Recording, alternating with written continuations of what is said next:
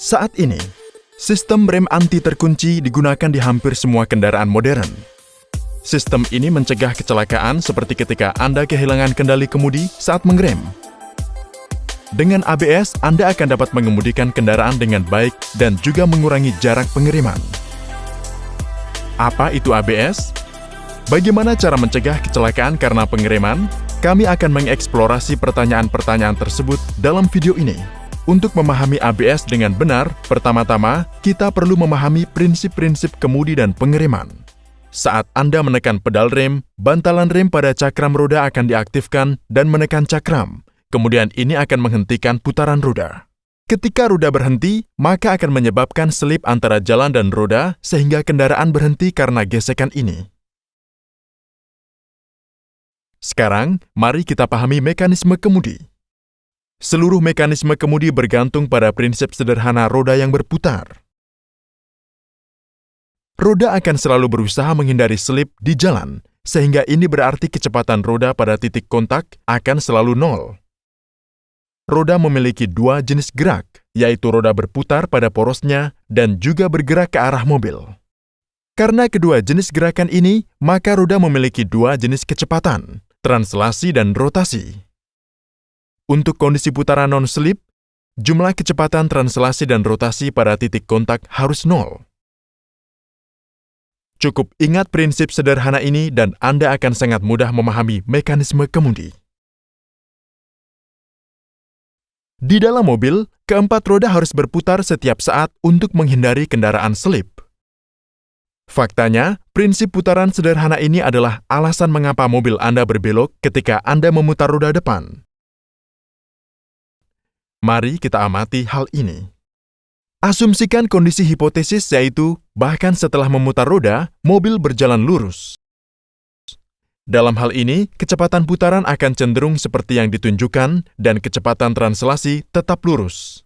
Oleh karena itu, jika Anda menambahkan dua kecepatan ini, kecepatan yang dihasilkan tidak akan menjadi nol. Ini akan menyebabkan mobil slip.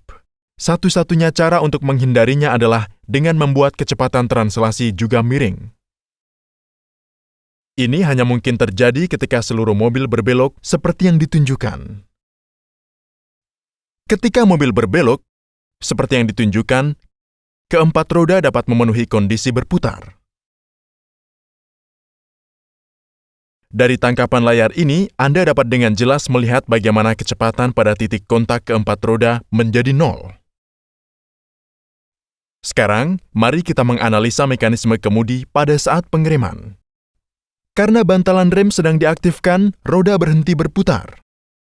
Meskipun roda diputar, karena roda tidak berputar, tidak akan ada kecepatan rotasi sama sekali.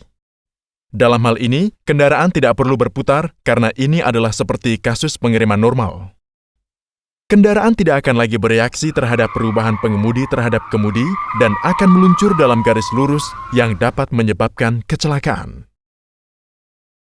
Selain kehilangan kendali kemudi, mobil tanpa ABS menghadapi masalah besar lainnya, pengereman pada permukaan dengan berbagai tingkat traksi. Ketika roda kiri dan kanan berada di permukaan traksi yang berbeda, mengerem akan menghasilkan gaya gesekan yang berbeda pada roda.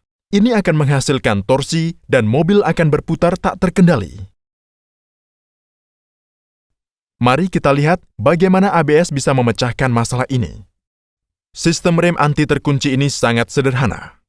Apa yang dilakukan ABS adalah mencegah roda terkunci sepenuhnya. Sistem ABS termasuk sensor kecepatan yang terpasang ke semua roda. Ketika sensor mendeteksi bahwa roda akan terkunci, unit modulator melepaskan sebagian rem pad di roda tersebut. Dengan cara ini, roda akan bisa berputar berselang saat pengereman. Anda dapat segera melihat efek rotasi roda berselang ini pada kemudi. Roda akan memiliki komponen kecepatan rotasi di fase ini. Hal ini pasti akan memungkinkan kemudi untuk berfungsi dan pengemudi akan dapat mengarahkan kendaraan bahkan selama pengereman. Tapi, pertanyaan besar di sini adalah bagaimana aksi melepas rem secara berselang mengurangi jarak pengereman? Untuk mendapatkan jawaban atas pertanyaan ini, pertama-tama kita harus memahami bagaimana koefisien gerakan antara ban dan jalan bervariasi sehubungan dengan slip. dalam kondisi berputar sempurna, nilai koefisien gesekan hampir nol. Namun ketika roda 100% selip, gesekan geser ikut bermain. Anda dapat memperkirakan nilai gesekan untuk tingkat selip lainnya bervariasi seperti ini. Tetapi karena karet adalah bahan yang kompleks dan memiliki perilaku aneh selama pengereman, koefisien gesekan antara ban dan jalan bervariasi seperti yang ditunjukkan dengan selip, yang memiliki nilai atas sekitar 12% dari rasio selip dan di bawah serta di atasnya koefisien gesekan berkurang. Selama pengereman tanpa ABS, koefisien gesekan yang berpengaruh adalah gesekan geser.